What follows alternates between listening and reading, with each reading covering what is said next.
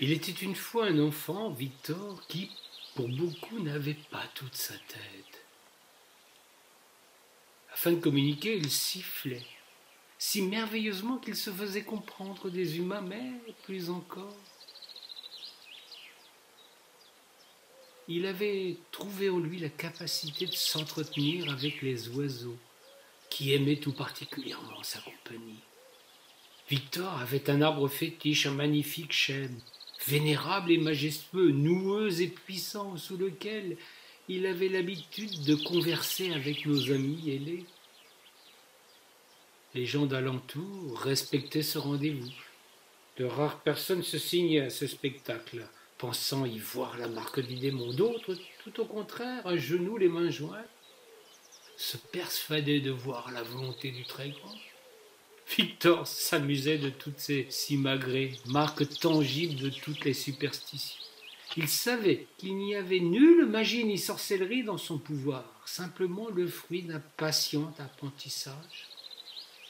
Les oiseaux et lui s'étaient mutuellement apprivoisés, avaient appris à se comprendre et à se faire confiance. Ni Dieu ni diable dans ce pouvoir, mais simplement l'expression d'un cœur pur. Nous étions en bord de Loire, du côté de la Charité-sur-Loire, là où jadis, selon la légende, la mère de Jésus en personne vint faire offrande miraculeuse à 3 braves moines en étalant son manteau devant l'autel de l'abbaye. Aussitôt, le vêtement se remplit de pièces d'or, tandis que Marie allait rendre la vue à un aveugle. C'est ainsi que la cité devint un passage du grand pèlerinage de Saint-Jacques. Victor savait l'histoire, mais ne s'en souciait guère. Il était heureux ainsi et ne demandait rien de plus. Un jour, le monde de Victor s'écroula. Des bûcherons, à la demande d'un charpentier de marine, vinrent abattre le vieux chêne. Destiné à devenir un bateau, durant quelques années, ses planches, branches, racines furent mises à sécher. Victor se lamenta, pleura beaucoup, puis invita ses amis ailiers à se disperser pour choisir d'autres perchoirs. Victor prit une nouvelle habitude. Il désirait assister à la transformation en bateau de son ami l'arbre. Il ne se passait pas un jour sans qu'il visitât Sébastien, le charpentier naval de la Charité. Il le saluait de quelques coups de sifflet brefs et stridents, auxquels l'artisan répondait par un roulement de langue à sa manière. Victor, d'une petite mélodie interrogative, demandant chaque jour si l'artisan allait se mettre à l'ouvrage. L'homme répondait d'un long sifflement de dénégation en remuant la tête. Victor s'en allait alors rejoindre les oiseaux un peu plus loin.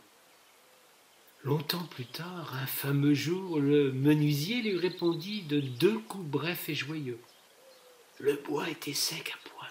Le temps était venu d'en faire le plus beau, le plus aérien des bateaux. Sébastien était réputé pour construire des embarcations légères, étroites, maniables et particulièrement adaptées pour remonter au vent. De ce jour, Victor assista à toutes les étapes de la construction. Lorsque l'artisan avait besoin de son aide, 2 petits coups stridents entre ses dents invitaient le garçon à lui donner un coup de main. Victor se précipitait à son aide. Une incroyable complicité s'établit entre eux. Sébastien et Victor se comprenaient, tout simplement en sifflant. Les différentes étapes de la fabrication confirmaient à chaque fois l'habileté du menuisier et sa capacité à façonner une embarcation conçue pour la navigation à la voile. Victor caressait le bois, appréciant la douceur des courbes, la solidité des emboîtements. Chaque jour, en fin de journée, il quittait son ami d'un sifflement admiratif qui flattait toujours le menuisier. Un jour, le bateau fut prêt. Sébastien le gréa, lui installa un mât haut et fin, l'équipa d'une grande voile rouge et carrée. Elle semblait de taille disproportionnée pour ce petit futreau, mais là était la volonté de son constructeur. Il espérait que son bateau remonte le puissant courant sans la moindre difficulté par la seule force du vent. Victor instinctivement savait qu'il avait accompagné la naissance d'un bateau extraordinaire. Il exprima à Sébastien son admiration d'une longue conversation sifflée.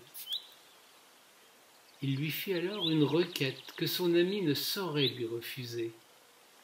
Le menuisier l'accepta de bon cœur. Victor était le plus heureux des garçons. C'est lui qui eut l'honneur d'étraîner Icare, le beau coursier. Ils attendirent un jour de grand vent de nord-ouest pour le mettre à l'eau, le baptiser, en passant sous le pont de la Charité, une folie pour les mariniers du pays.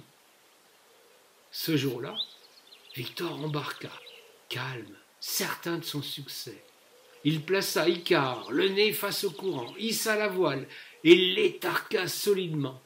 Le bateau répondait à merveille. Il remonta les flots avec une formidable aisance. Le garçon, tout heureux, se mit à siffler de toutes ses forces.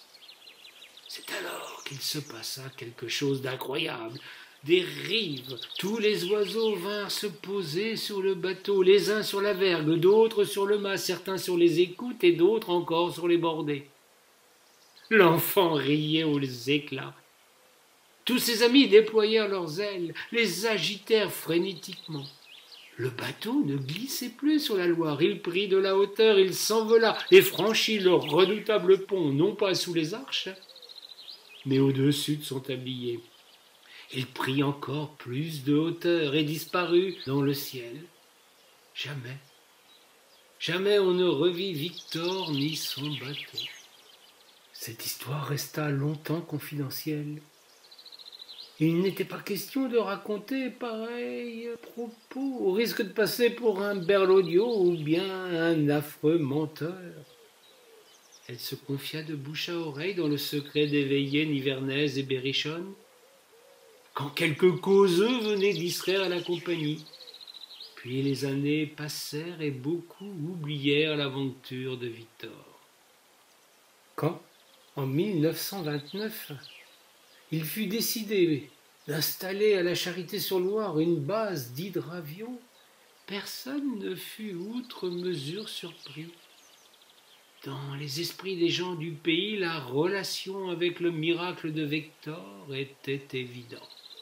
Prenez bien garde, si vous remontez la Loire à la voile, de ne pas siffler sur un fût trop construit au bec d'Allier.